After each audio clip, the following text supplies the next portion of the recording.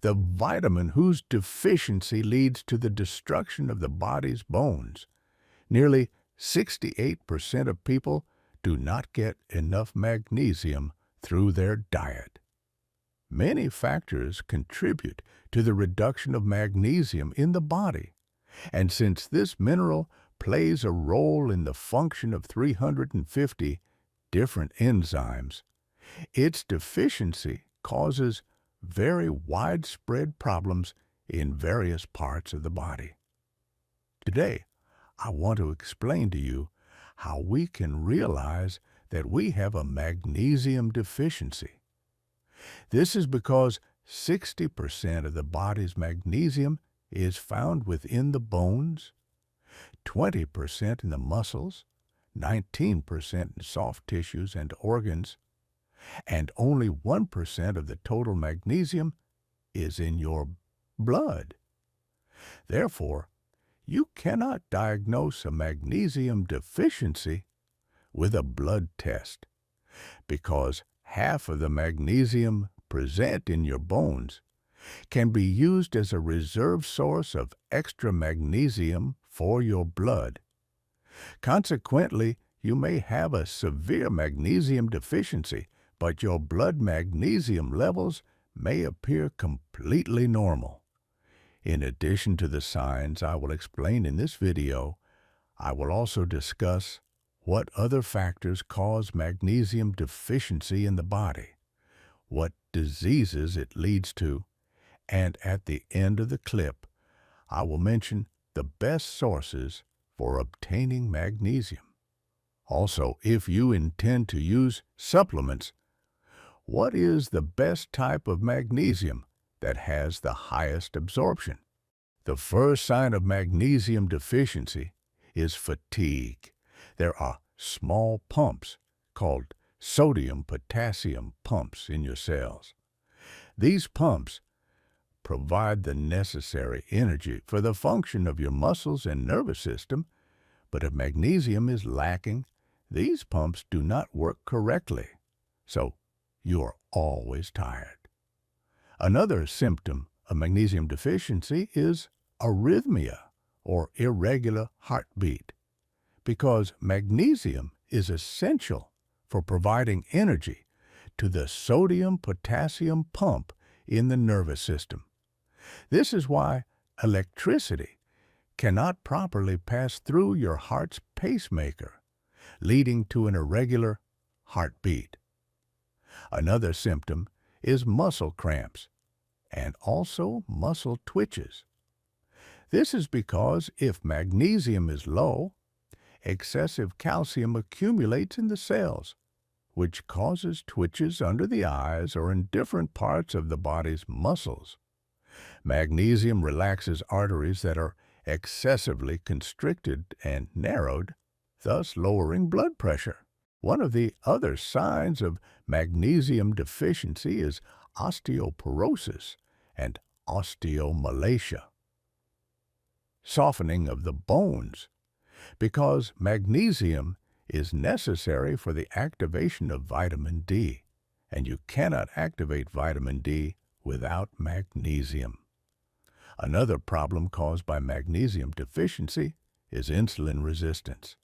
For this reason, when you increase magnesium intake, the body begins to become more sensitive to insulin, and insulin starts to work effectively. Also, magnesium deficiency can raise cortisol levels, leading to insomnia and a bad mood. In the following, I will simply list other symptoms of magnesium deficiency for you: anxiety, depression, migraine headaches, restless legs syndrome, oxidative cholesterol, high levels of homocysteine, high blood pressure, calcification and hardening of the arteries, risk of stroke, metabolic syndrome, polycystic ovary syndrome, PCOS, risk of kidney stones, high levels of calcium in the blood, inflammation, and also asthma. Now, what factors cause magnesium in the body to decrease on its own? Sugar, refined carbohydrates, alcohol, and liver cirrhosis. Also, if you have inflammation in your gut, it prevents the absorption of magnesium and other nutrients. The use of diuretic medications and proton pump inhibitors, which are used to help with acid reflux, reduces the body's magnesium levels. If you have had gastric bypass surgery, and if you don't have enough vitamin D, you cannot absorb magnesium. Inflammation also prevents magnesium absorption. If we consume foods that have high levels of oxalates, they block magnesium absorption, such as spinach, almonds, and chocolate, as well as whole grains. Grains all contain phytate, which blocks magnesium. When grains are refined, all their magnesium is lost. Even whole grains are not a good source of magnesium. Also, when you boil foods, some of their magnesium is leached out. In general, eating refined foods, especially fructose found in sugar, honey, and high fructose corn syrup, reduces the body's magnesium. Similarly, diuretic and antibiotic medications lower the body's magnesium. The more inflammation we have in the body, the more magnesium begins to decrease. Diseases such as diabetes, high blood pressure, arthritis, osteoporosis, and cardiovascular diseases are all strongly linked to magnesium deficiency. Now, what are the best ways to obtain magnesium? The first, and indeed the best source, is leafy green vegetables. In fact, whenever you see the color green, it means chlorophyll. Chlorophyll is the blood of the plant. Therefore, if you want more magnesium, think about eating more greens. However, not greens like spinach, because its high oxalate content can block magnesium absorption. You cannot get the required amount of magnesium from a small salad. You need to eat about 5 to 7 cups of salad per day to be able to receive the recommended amount of magnesium, which is 300 to 400 milligrams per day. Most people do not like salad or do not consume enough of it. By increasing your salad intake, you will have no muscle cramps, no heart palpitations, and you will have a lot of energy because your magnesium needs will be met. Magnesium is also found in chicken, red meat, and cheeses, especially Parmesan cheese and shellfish. However, if you obtain the necessary magnesium from the amount of salad I mentioned, your body's potassium needs will also be met at once because salads, in addition to magnesium, contain very high amounts of potassium.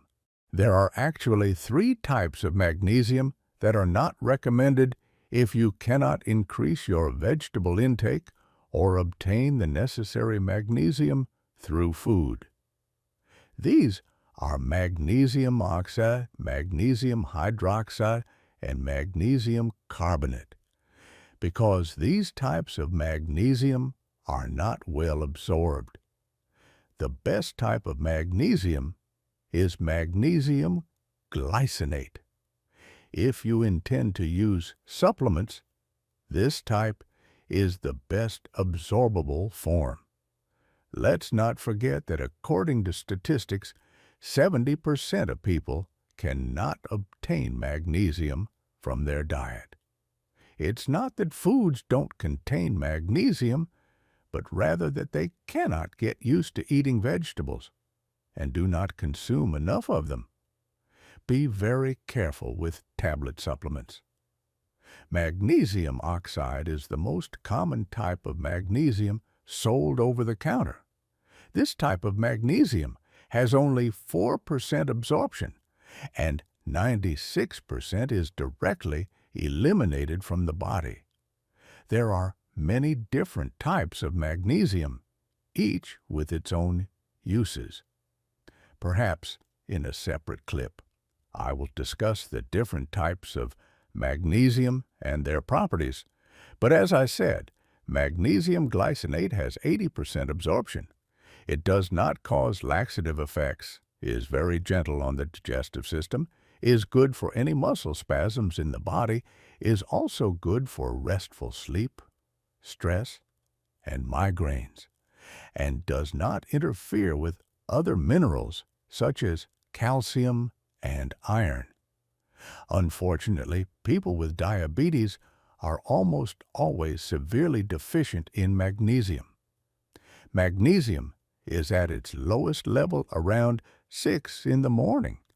Therefore, at this time, you usually face problems such as early morning insomnia and leg cramps that wake you up early in the morning. It is best to consume any type of magnesium supplement throughout the day. Thank you very much for your attention to this program. Ask your questions in the comments section.